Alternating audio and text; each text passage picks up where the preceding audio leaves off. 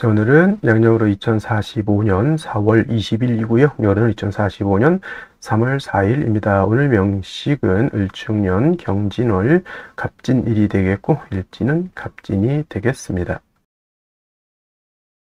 자, 사주를 분석함에 있어 제일 중요한 것은 일간이 어떤 일간이냐 또는 그 일간이 어느 원령에 태어났느냐 이걸 가지고 사주를 분석하게 되는데 오늘 일간은 바로 갑이라고 하는 천간이 일간이 되겠습니다. 자, 갑이라고 하는 천간 10개의 천간이 있습니다. 갑, 을, 병정, 무기, 경신, 임계라고 하는 10개의 천간이 있는데 이 갑이라고 하는 천간 10개의 천간 중에서 가장 먼저 1순위의 천간이 되겠고요. 오행으로 구분하게 되면 갑이라고 하는 것은 목의 기운을 가지고 있는 오행이 됩니다. 천간, 갑을, 병정, 무기, 경신, 임계 중에서 두 개씩 짝이 지어지죠. 갑을은 목이 되는 것이고 병정은 화가 되는 것이고 무기는 토가 되는 것이고 경신은 금이 되는 것이고 임계는 수가 되는데 갑이라고 하는 것은 목의 기운을 목이라고 하는 오행을 가지고 태어난 일간이 되겠습니다. 이 목이라고 하는 건 눈으로 보게 되면 물상으로 보게 되면 나무라고 이렇게 보죠. 산에 가면은 여러 가지 풀도 있고 큰 나무도 있는데 갑목 같은 경우에는 나무라고 하는 물상으로 볼 수가 있겠고 또 기운으로 보게 되면 따뜻한 온기를 말합니다. 온기라고 하는 것은 집 안 온도가 적정한 온도가 돼야지 사람이 살 수가 있습니다. 그래서 이 목의 기운이라고 하는 것은 이불을 덮고 있을 때 또는 추울 때 목화 솜 같은 거 이렇게 덮고 있으면 따뜻하죠. 그러한 온기를 말하는 것이고 예를 들면 이제 화의 기운은 너무 뜨거운 열기를 말하는 것이고 금의 기운은 또 경금신금을 다 설명하겠지만 금이라고 하는 것은 서늘한 숙살의 기운을 말하는 것이고 수라고 하는 것은 천하를 땡땡땡땡 얼게 만드는 그러한 혹한의 땡기를 말한다 이렇게 생각하시면 되겠습니다. 그래서 오늘 갑목과 내일 공부하게 되는 을목이라고 하는 것은 따뜻한 온기를 말한다라고 볼 수 있습니다. 그리고 계절로 봤을 때 목의 계절은 바로 봄이 되죠. 그래서 지지로 봤을 때는 인묘진 동방이라고 해서 인월, 묘월, 진월이 바로 봄에 해당이 되죠. 인월, 묘월, 진월 때도 자세히 설명드릴 거고요. 방향은 동방이었으니까 동쪽이 될 것이고 또 목이라고 하는 것이 주관하는 색깔은 파란색, 바로 청색이 되겠습니다. 청색. 그 다음에 오상이라고 하는 것이 있는데 오상은 인의 예지 신을 말하죠. 인의 예지 신을 말하는데 목이 주관하는 것, 오늘 갑목도 마찬가지고 내일 을목도 마찬가지인데 이 목이라고 하는 것은 어질 인자, 어진 마음을 주관한다 이렇게 보시면 되겠습니다. 그래서 인을 주관하죠. 그래서 갑목 일간이라든가 을목 일간들은 바로 좀 측은지심, 남을 좀 이롭게 하고 남을 갖다가 이렇게 보듬어 주려고 하는 그러한 마음을 가지고 있는 것이 바로 목의 일간이 가지고 있는 특성이 된다. 하지만 사람이 항상 인자한 것도 좋지 못하죠. 왜냐하면 사람이 너무 인자하기만 하게 되면은 오히려 사람의 신뢰라든가 신의가 많이 떨어지게 됩니다. 왜냐하면 목이라고 하는 것이 토를 극하게 되면 토일 때 설명하겠지만 토라고 하는 것은 믿음이죠. 사람이 너무 인자해. 이 사람한테 다 인자하고 저 사람도 다 인자하고 모든 사람들 내가 다 포용해. 좋은 사람도 포용하고 나쁜 사람도 포용한다는 얘기죠. 그러면은 예를 들면은 나쁜 사람은 응당히 어떤 죄를 주거나 이래야 되는데 열심히 일한 사람하고 열심히 일하지 않고 이상한 나쁜 짓을 한 사람하고 똑같이 대한다라고 하면은 사람들 사이 어떤 그 사람에 대한 사람은 좋은 사람이 있겠지만은 그 사람에 대한 어떤 신망 같은 것은 많이 떨어진다라고 이렇게 볼 수 있는 것이죠. 그래서 목 일간인 사람들이 인자하고 측은지심을 갖는 것 좋지만은 경우에 따라서 이런 것들도 적절하게 분배할 수 있는 그러한 능력을 갖는 것이 필요하겠다라고 하는 점 꼭 기억해 두시고요. 자, 목이라고 하는 것 오행으로 목이라고 하는 것을 다시 음과 양으로 구분해 볼 수가 있습니다. 음과 양으로 구분해 본다라고 하면 이 갑목이라고 하는 것은 양의 기운을 가지고 있는 목이다라고 볼 수 있죠. 양의 기운. 양이라고 하는 것은 쉽게 말하면 음은 좀 동적이고 좀 거칠고 좀 무겁고 밝은 그런 개념이라고 하면 음은 양에 비해서 작고 왜소하고 좀 그러한 개념으로도 볼 수가 있습니다. 그래서 갑목이라고 하는 것이 양목이다라고 하면 반드시 음은 있습니다. 음양이라고 하는 것은 음과 양이라고 하는 것은 항상 같이 붙어 있는 것이기 때문에 양이 없는 음이 없고요. 음이 없는 양이 없습니다. 항상 같이 있게 되죠. 남자 없는 여자 없고요. 여자 없는 남자 없다라고 하는 것과 똑같이 이해하시면 될 것 같고요. 자, 간목이 양목이라고 하면 내일 공부하게 될 을목이라고 하는 것이 바로 음목이 되겠습니다. 음의 기운을 가지고 있는 목이 되죠. 뭐 어떤 차이가 있을까요? 자, 양목은 큰 나무입니다. 큰 전나무라든가 참나무라든가 이러한 그런 큰 나무를 말하는 것이고, 이러한 큰 나무, 그래서 우리가 표현할 땐 대림목이라고 해요. 산에 가게 되면 작은 풀도 있고 야생화 같은 것도 있지만 오동나무라든가 전나무, 참나무 같은 이러한 큰 나무가 있죠. 이런 나무들이 바로 이 간목의 성향을 가지고 있는 나무이고, 이러한 간목은 큰 나무, 즉 다 자란 성목이라고 하는 것은 나무가 다 자란 그런 나무를 말하죠. 그래서 간목의 특성은 단단하고 곱고 향천성이라고 하는 것이 있어 크게 자라는 나무이기 때문에 간목은 성목이 되면 뭘로 쓴다? 제목으로서, 동량시 목으로서의 용도가 있는 것이고, 간목의 쓰임이라고 하는 것은 바로 이 큰 나무를 베어다가 제목으로서 큰 배를 만들다거나 또는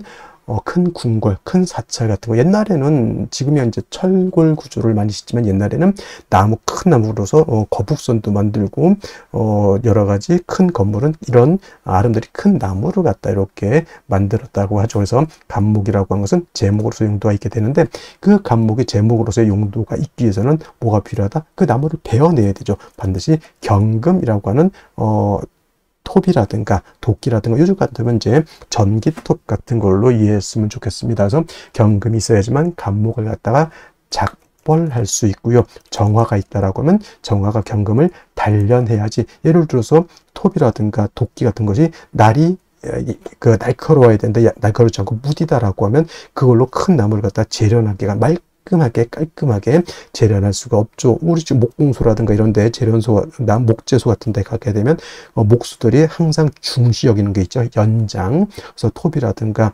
대패라든가 큰 도끼 같은 거, 요즘은 전기톱 같은 거, 날을 항상 깔끔하게 시퍼렇게 날카롭게 만들어 놓죠. 그게 바로 정화로서 경금을 단련해야지만 경금의 간목을 깔끔하게 이렇게 단련할 수 있다라고 하는 것이 핵심이 되겠습니다. 그래서 간목이라고 하는 것은 경금과 정화로서 용신을 취용하는 것이 일반적임에 반해서 을목이라고 하는 음목이라고 하는 것은 간목이 대림목이다라고 봤을 때 을목은 어떤 목? 양류목이라고 해서 능수버들 같은 것 또는 화초 같은 개념으로 볼 수 있죠. 꽃을 피우는 화초입니다. 그래서 을목 같은 것을 배워다가 우리가 집을 짓거나 궁궐을 짓는 석가래라든가 대들보 같은 걸로 쓸 수가 없죠. 즉 을목은 동량지목으로 쓸 수가 없다라고 하는 것이고, 을목은 항상 꽃을 피우는 용도가 있다 이렇게 보는 거죠. 명령어로 목화통명에 이롭다라고 이렇게 표현하는데, 을목이라고 하는 것이 병화라든가 또는 정화 같은 것을 보게 되면 바로 이 목화통명이 돼서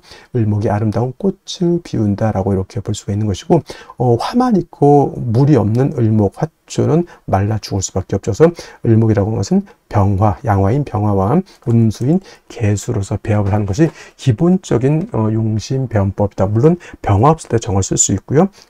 을목이 개수 없을 때는 임수 쓸 수 있겠지만은 병화 개수가 가장 좋은 을목의 용신인 것이고, 간목은 말씀드렸던 것처럼 경금과 정화를 취용하는 것이 가장 이상적인 용신 취용법이다. 이것을 기본적으로 일간 간목의 특성을 안 연후에 월령과 대비해서 사주를 어떻게 배합하는 것이냐, 이거를 보면은 되겠습니다. 자, 다음으로 월령에 대해서 알아보도록 하겠습니다. 월령이라고도 하고요, 월지라고도 하고 월원이라고도 하는데, 이 월령이 중요한 이유는 이 월지 안에는 계절의 개념을 가지고 있다. 계절이라고 하는 것은 우리가 흔히 추나 추동을 말하는 것인데, 이 월지 안에는 왕쇠와 한열의 개념을 가지고 있다라고 봅니다. 왕쇠라고 하는 것은 일간을 포함해서 어느 오행이 왕하냐 약하냐를 놓고 보는 것이고, 한열이라고 하는 것은 사주 전체가 더우냐 또는 추우냐를 놓고 보는 것인데, 사주라고 하는 거 뭐가 중요하다? 중화됨을 매우 매우 중요하게 여기게 되는데, 이 중화는 무엇이 중화를 이루어야 된다? 왕세와 한열이 중화를 이루어야 된다. 일간이 너무 왕해도 안 되고요. 또는 뭐 재성이라든가 관성이라든가 식상이라든가 또는 인성 또는 이런 것들이 너무 한쪽으로 치우쳐져서는 안 된다라고 하는 것. 그 다음에 한열이라고 하는 것은 사주가 너무 음습하고 너무 춥고 어두워서 안 된다라고 하는 것이고, 반대로 너무 뜨거워서도 안 된다라고 하는 겁니다. 그래서 이 왕세와 한열이 중화를 잘 이룬 사주, 부귀영화를 누릴 사주라고 본다라고 하면, 만약에 이 사주가 왕세와 한열이 중화를 이루지 못했다, 비난하고 빈천한 사주가 될 수 있겠다, 이렇게 볼 수가 있는 것인데, 자, 지금 월령은 진월이 되겠습니다. 진월. 절기를 놓고 보게 되면 절기는 청명과 곡우로 이렇게 구분이 되는데, 중요한 것은 청명이 되어야지만 월이 바뀐다라고 하는 겁니다. 즉 묘월에서 진월로 전환이 되려고 하면 청명이 되어야지만 묘월에서 진월로 넘어오게 되고요. 큰 틀로 놓고 보게 되면 인묘진이라고 하는 것은 동방에 속하면서 계절로는 봄이 됩니다. 인월 설명할 때 인월은 초춘이라고 해서 초봄이라고 말씀을 드렸죠. 초춘이 되는 것이고, 묘월은 중춘이 된다라고 했고, 지금 진월은 개춘이 됩니다. 개춘이라고 하는 것은 봄을 말하는 것이죠. 늦봄. 그래서 진월도 일단은 계절로는 봄이 된다라고 하는 것. 방향은 당연히 동방이니까 동쪽이 되는 것이고요. 동쪽. 그 다음에 중요한 것은 이는 북동 쪽이 되는 것이고, 묘는 정동 쪽이 되는 것이고, 진은 남동 쪽이 된다 해서 같은 동쪽이라고 하더라도 이러한 차이점이 있고요. 또 인묘진은 동방으로서 목의 기운이 굉장히 왕한 틀이 되겠죠. 목왕절이 되는데, 인월은 제가 말씀드렸습니다. 인월은 목의 임관지가 되는 것이고, 묘월은 목의 제왕지가 되는 것이고, 진월은 목의 쇠지가 됩니다. 그래서 인묘진이 모두 목이 왕하다라고는 하지만, 특히나 목이 왕한 것은 인월과 묘월이 목이 가장 왕하고요. 진월로 넘어가면서부터는 목은 점차 쇠락해져 간다라고 볼 수가 있겠습니다. 그리고 중요한 것은 진월만 놓고 봤을 때 진월은 토가 왕한 토왕절이다라고 하는 것. 그래서 진술축미월이라고 해서 이때는 사계월이라고 합니다. 사계월이라고 하는 것은 계절의 끝을 말하는 것이죠. 진월이라고 하는 것은 봄의 끝을 말하는 것이고, 술월이라고 하는 것은 가을의 끝, 축월이라고 하는 것은 겨울의 끝, 그 다음에 미월은 여름의 끝이 됩니다. 그래서 이 진술축미월은 사계월이라고 보면서 환절기가 된다라고 보게 되죠. 그리고 진월은 토가 왕하면서 포태법으로는 목은 쇠지가 되면서 수가 여기가 수고라고 해서 수의 묘지가 된다라고 하는 것도 여러분 꼭 기억해 둘 필요가 있습니다. 그래서 예를 들어서 뭐 일간이 임수라든가 일간이 개수라든가 또는 타 천간에 뭐 임계수가 있을 때 진에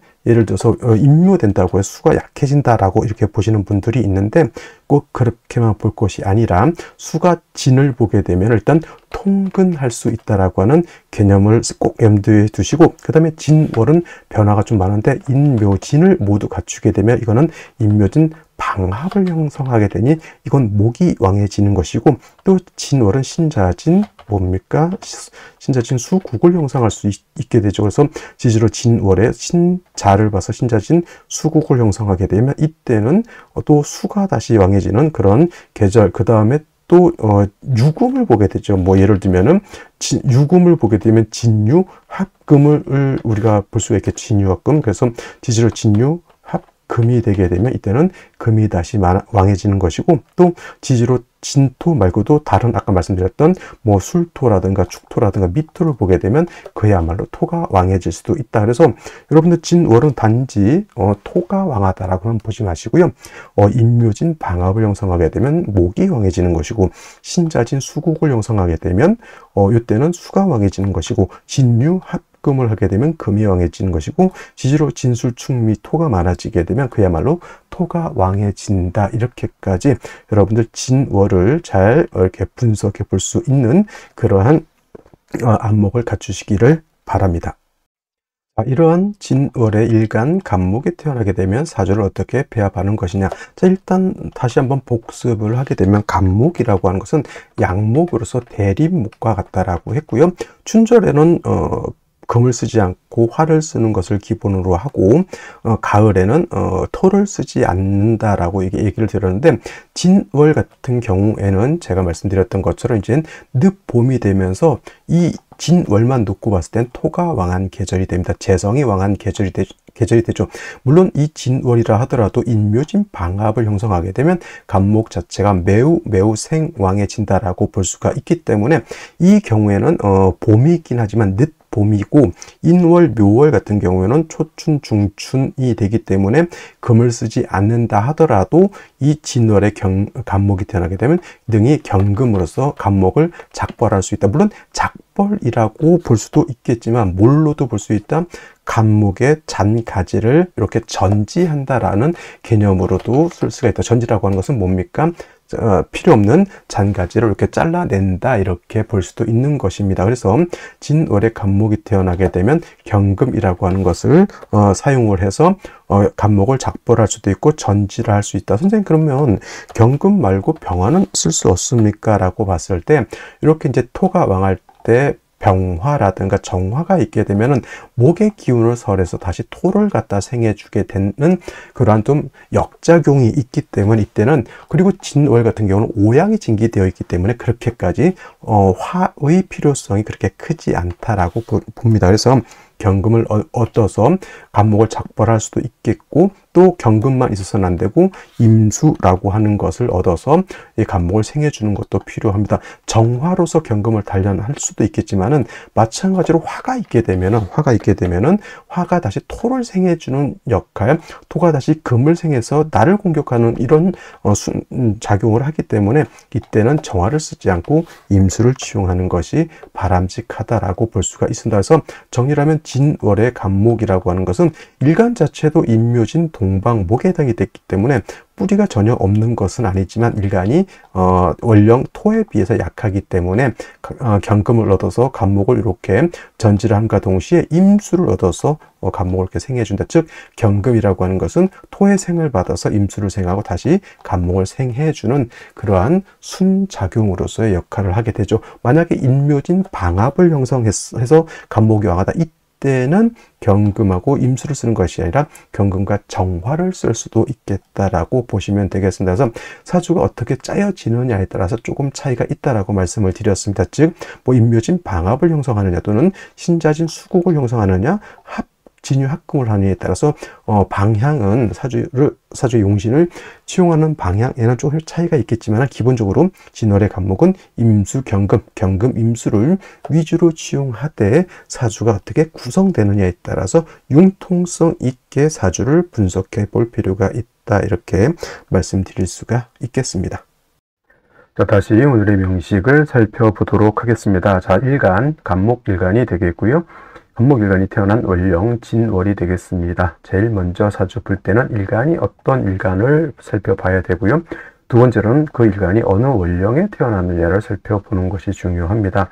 그리고 세 번째로 살펴봐야 될 것, 격국과 용신이라고 하는 개념이 있습니다. 자, 격국이라고 하는 것은 사주의 구성, 사주의 틀을 보는 것인데, 이 사주가 어떻게 구성이 되어서 사주 8글자가 어떻게 생극재화 또는 형충회합을 주고받는지 이를 살펴보는 것이 바로 격국을 본다라고 하는 것이고, 자, 용신이라고 하는 개념은 이 사주 8글자 중에서 이 사주를 중화시킬 수 있는 가장 핵심적인 요소를 용신이라고 합니다. 그래서 중화가 잘 된 사주는 좋은 사주라고 하고요. 중화가 잘 되지 못한 사주는 좋지 못한 사주라고 이렇게 표현을 하게 되는데, 그렇다고 하면 용신이라고 하는 것은 무엇을 중화시키는 것인지 이를 한번 알아보도록 하겠습니다. 대표적으로 두 가지로 의미해 볼 수가 있는데, 왕세와 한열이라고 하는 개념이 있습니다. 자, 왕세라고 하는 것은 왕상휴수라고도 하는데,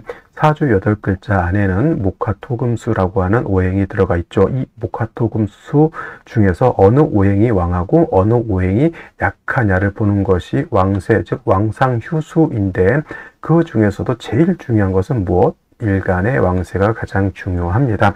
자, 일간이라고 하는 것 설명했던 것과 같이 이 사주의 주인공과 같은 것이고, 예를 들면은 한 나라의 대통령 또는 임금과 같은 존재가 되는데, 일간이 너무 약하게 되면 사주를 끌고 갈 수 있는 힘이 부족한 것이고, 일간이 너무 왕해도 좋지 못한 상황이 됩니다. 그래서 일간이라고 하는 것이 적당하게 사주를 장악할 수 있을 정도의 힘을 얻는 것이 매우 중요하다. 근데 일간이 너무 약하다 그러면은 인성이라든가 비견 겁재를 얻어서 일간을 도와주는 것이 필요할 것이고요.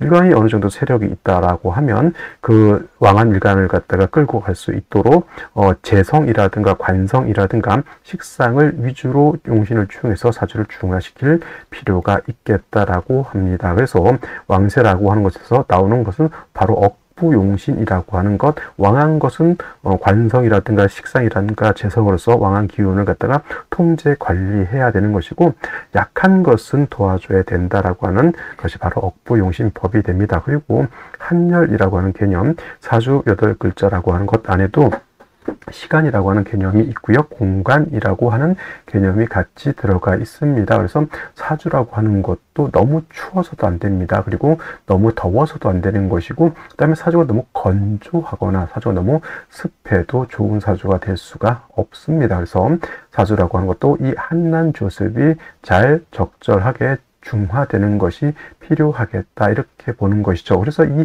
한난조습에서 나오는 용신이 바로 조후용신이라고 하는 것이 되겠습니다. 그래서 사주에서 용신이라고 하는 개념은 크게 이 억부용신과 조후용신이 바로 양대 산맥이 된다라고 볼 수가 있습니다. 그래서 이 격국이라고 하는 것은 사주를 분석함에 있어서 매우 유용한 도구와 같은 것이고, 이 격국과 용신 또한 일간과 원령이라고 하는 토대 위에서 우리가 살펴볼 수가 있게 되는데, 일간간목이라고 하는 것은 양목이 될 것이고요. 월지는 진토 또한 양토가 되겠습니다. 양대 양의 관계가 성립이 되죠. 목과 토의 관계는 목극토가 되겠습니다. 목은 토를 극한다라고 이렇게 표현하는데, 일간인 목이 내가 되는 것이고 내가 극하는 것이 토가 되는 것이죠. 이거는 내가 극한다라고 해서 아극자라고 이렇게 표현을 하고요. 이 아극자라고 하는 것은 재성이라고 표현한다. 내가 관리하고 내가 통제하는 것을 재성이라고 하는데,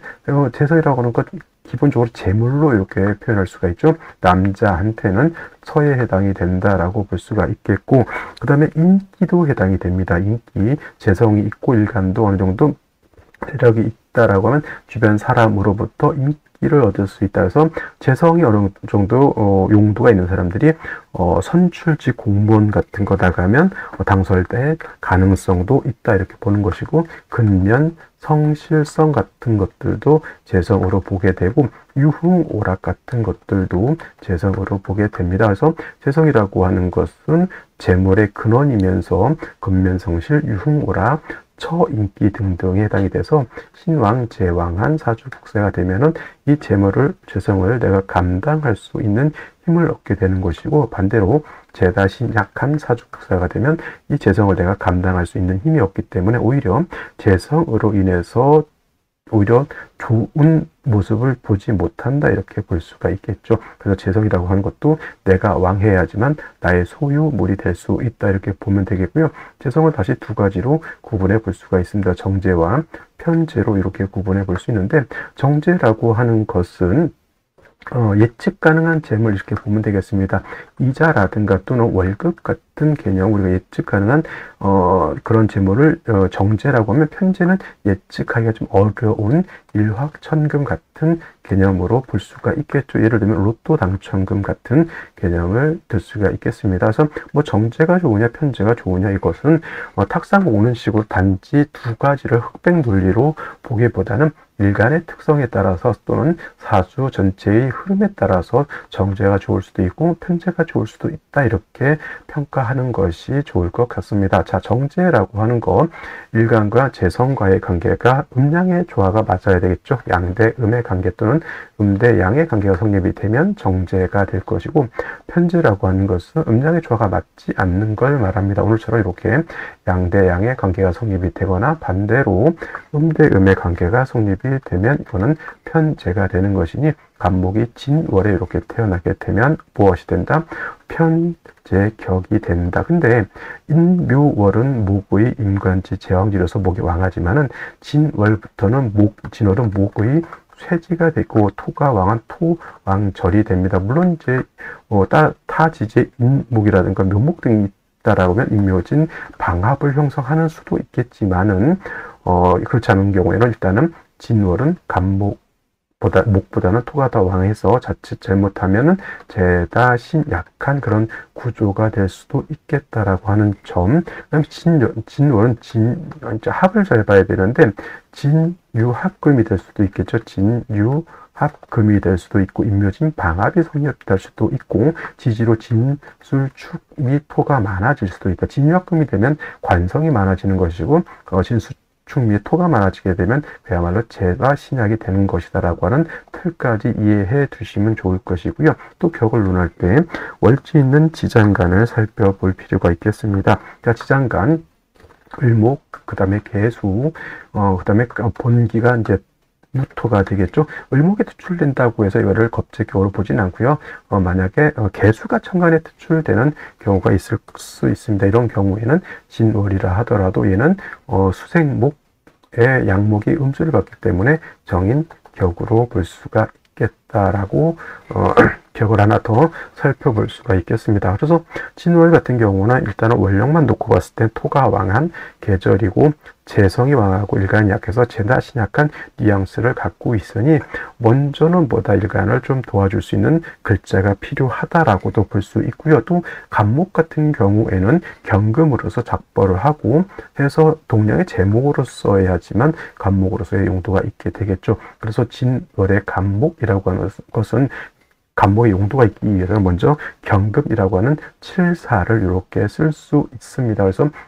경금에서 간목을 이렇게 제해서 제목을 써야 되는데, 자, 보시면 진월은 토왕절, 그 왕토가 경금을 생하다 보면은 이렇게만 구성이 되면은 제살태 왕한 구조가 되는 것이다. 원래는 경금을 쓸 때는 정화를 대동해서 쓰는 것이 기본적인 용신치용법이 되는데, 진월의 간목 같은 경우에는 일간은 약해져 있고 경금을 쓸 때 제살이 너무 왕해지는 그런 구조가 되는 것이니 정화를 쓰기보다는 임수를 지용해서 경금의 기운을 설해서 간목을 다시 생해주는 구조를 얻는 것이 좋을 것이다. 그래서 기본적으로 간목이 왕했을 때는 경금 정화를 치용하는 것이 원칙이나, 진월 같은 토왕절의 재성을 봤을 때는 일간이 약하고 제살이 왕하니까 약한 간목을 도와줘야 된다. 오히려 정화를 쓰게 되면 목의 기운을 설해서 토를 생하고, 토는 다시 금을 생하고, 금이 다시 나를 공격하는 악순환이 되기 때문에 진월의 간목은 경금 정화가 아니라 경금 임수를 지용한다. 이렇게 정리를 해두시면 되겠습니다. 먼저 일지 보도록 하겠습니다. 일지 진토를 봤습니다. 갑진 일주가 되겠고요. 자, 진월 자체가 토가 왕한 계절에 다시 토가 이렇게 왕해지게 되니 일간은 더욱더 약해질 것이고 재성은 더욱더 왕해지게 됩니다. 제다신약 또는 신약제왕한 사주가 되는데, 더해서 연지에 다시 또 축토가 있습니다. 이걸 가지고 이제 정편제 혼잡이다 이렇게 보시는 분들도 있긴 하겠으나, 정편제 혼잡으로 논할 필요가 없다. 일간이 약해서 제다신약이 되는 경우에는 정제면 어떻고 편제는 어떻습니까? 어차피 다 재성, 내가 감당할 수 있는 재성이 아니다. 그냥 제다 신약으로 보시면 되겠고요. 문제는 이렇게 일간이 너무너무 약한 상태에서 재성이 왕한데 경금이라고 하는 것이 이렇게 투출되게 되면, 이 경금은 진에는 통근이 안 되고 진도의 생을 받는 것이지만은 연지에 있는 축에는 경금이 통근할 수 있습니다. 그러면 그냥 제다 신약한 사주가 아니라 제살태왕한 사주 구조로 바뀌게 됩니다. 제살태왕이라고 하는 것은 신약한데 재성과 그 다음에 관성이 왕해서, 제다 신약은 단지 일간이 약한 상태인데 재성이 왕한 거지만은 제살태양은 일간이 약한데 재성과 더불어 그 왕한 재성이 생하는 관성까지 왕하게 되니 진퇴양난 되는 것이죠. 그래서 혼자 패는 게 아니라 친구 데리고 와서 파는 겁니다. 혼자 팬다라고 하는 뜻은 뭐다? 재성만 있는 거고, 친구 데려와서 팬다는 것은 재성이 상하는 관성까지 들고 와가지고 나를 두들겨 팬다, 이렇게 생각하시면 되겠습니다. 임수가 있다라고 하면 저 금의 세력을 설기해서 목을 생할 수 있죠. 이런 경우 더 중요한 건 일간 자체가 지지의 뿌리를 얻는 것도 중요합니다. 근데 이제 진월에 일지 진토까지 있기 때문에 간목의 통근이 전혀 안 되는 것은 아니에요. 진중을목에 통근을 할 수 있지만은, 그래도 간목의 진에 통근하는 것보다는 토가 너무 왕한 것이 문제고, 왕토가 경금을 생해서 나를 공격하는 것이 문제가 되는 것이다. 다행 중 불행인지 불행 중 다행인지 연간의 을목이라고 하는 것이 있으나 진중에 있는 을목이 투출됐다고 해서 겁재격으로 보진 않고요. 제살태양한 구조, 편재격에 제살태양한 구조가 된다. 만약에 개수가 천간에 투출되는 생시가 나올 수 있죠. 개유시가 되게 되면 이때는 뭘로 볼 수 있다? 정제격으로 볼 수 있습니다. 근데 좀 이따 보시도록 하고요. 을목에 투출하게 되면은, 을목은 겁재인데, 월간에 있는 경금하고 합을 합니다. 을경, 합, 금이 아니라 그냥 을경, 합이 되는데, 금으로 하지 않고 서로 탐합합니다. 그래서 이 경우에는 좀 좋은 점은 뭐냐면, 왕한 재성이 생하는 경금이 목을 극하게 되면 제살태양이 돼서 일간 간목이 매우 취약해질 수밖에 없는 상황이지만은, 겁재인 을목이 경금을 이렇게 묶어버렸기 때문에 경금이 간목을 극하지 못한다. 예를 들면은 오빠하고 동생하고 길을 가는데 깡패가 오빠를 막 못살게 굴라고 하는데 그 여동생이 그 깡패를 말리고 있는 것 같다. 근데 깡패가 어떻다? 내 여동생 친구였다. 이렇게 생각 비유를 그렇게 들 수도 있겠습니다. 그래서 이 경금은 합하느라고 극하지 않습니다. 탐합, 극이 된다. 이거는 어떻게 보면 좀 임수 개수가 있었다고 하면 굳이 을목이 필요 없었을 것인데, 임개수가 없는 생시를 만났다 그러면 이거는 칠사를 이렇게 합해서 묶어놓는 것도 나쁘지 않다. 단 사주가 좀 음습하죠. 진토, 축토에 화가 한 점도 없는 것도 문제인 것이고, 일간 자체가 너무 약한 것도 문제가 되겠습니다. 자, 이런 경우에는 어떤 생시를 얻는 것이 좋을지 알아보도록 하겠습니다. 자, 생시 보도록 하겠습니다. 제일 먼저 갑자시가 있습니다. 이거는 이제 간목이 다시 투출되어 있죠. 이거는 겁재, 이건 비견. 물론 천간에 이렇게 있다 하더라도 진월이기 때문에 그렇게까지 목이 왕한 것은 아닙니다. 오히려 이거는 토가 굉장히 세력을 잡은 것이요. 토가 세 개, 목이 세 개니까 오히려 또 자수가 자신 앞에서 목을 생하니까 이건 목이 더 왕하다 이렇게 보시는 분들인데 잘못 보는 겁니다. 토가 굉장히 월령을 득한 것은 그만큼 힘이 크다라고 보여지는 것이고, 자진 합수해서 뭐 이렇게 목을 생할 수는 있겠습니다만은 결국은 또 화가 없다라고 하는 점, 그리고 자수는 역시나 목을 생할 수는 있을지언정 간목이 인목이라든가 묘목처럼 간목이 통근할 수 있는 것은 아니기 때문에 그렇게까지 큰 도움이 되지 않는다. 이건 결국은 어디로 가야 돼요? 운은 목화운으로 가야 되는데, 남명으로 태어나도 목운이 짧죠. 여명으로 태어나도 화운이 그렇게 길지 못하다. 그래서 화를 얻는 것이 제가 봤을 때는 가장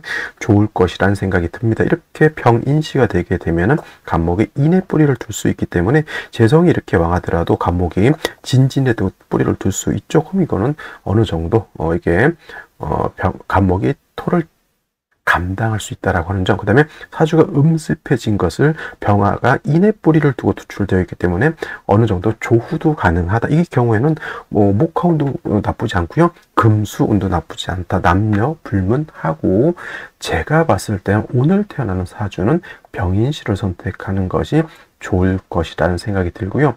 병인하고 정묘시의 차이는 굉장히 큽니다. 정묘를 얻을 바에는 병인을 얻는 것이 좋을 것으로 보여지고요. 무지는 역시나 다시 타토죠. 지지로 이거 다토, 또 무토 투출되어 있죠. 이거 종도인데 이거를 어떤 분들이 이걸 이제 격으로 볼 수, 종제격으로 이렇게 보는 분들도 있습니다.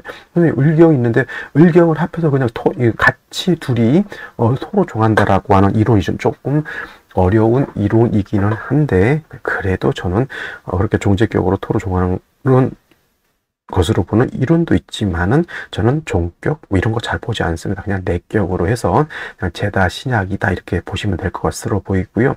기사시라든가 뭐 경호시는 시지에서 4화 5화를 본 것은 나쁘지 않습니다. 이거는 화가 필요한 사주이기 때문에 그렇고요. 그 대신 이제 기사시랑 경호시가 되면 병인시하고 차이가 있는 점이 뭐냐면, 병인은 간목 인의 통근을 튼튼하게 하지만 기사 경호시 같은 경우에 통근이 되지 않는다는 점, 단지 진토 두 개에 의지할 수밖에 없으니 신약한 사주가 된다라고 하는 것이 문제가 되는 것이다라는 점. 그 다음에 임신시 계유시 같은 경우에는 역시나 또 사주가 음습한데 다시 임신 계유라고 하는 관성하고 그 관성의 색을 받는 수를 얻게 되면 사주가 너무너무 한습해진다 이렇게 볼 수가 있겠습니다. 그래서 당연히 목화운으로 가는 것이 좋은데, 목화운이 그렇게 오래지 않다라거나 초년에는 잠깐 좋을 수 있겠지만은 중장년 이후로는 조금 삶이 평탄하기가 좀 어려울 수도 있는 그런 구조가 되겠습니다. 자, 오늘 여기까지 설명드렸고요. 저는 내일 또 찾아뵙도록 하겠습니다. 감사합니다.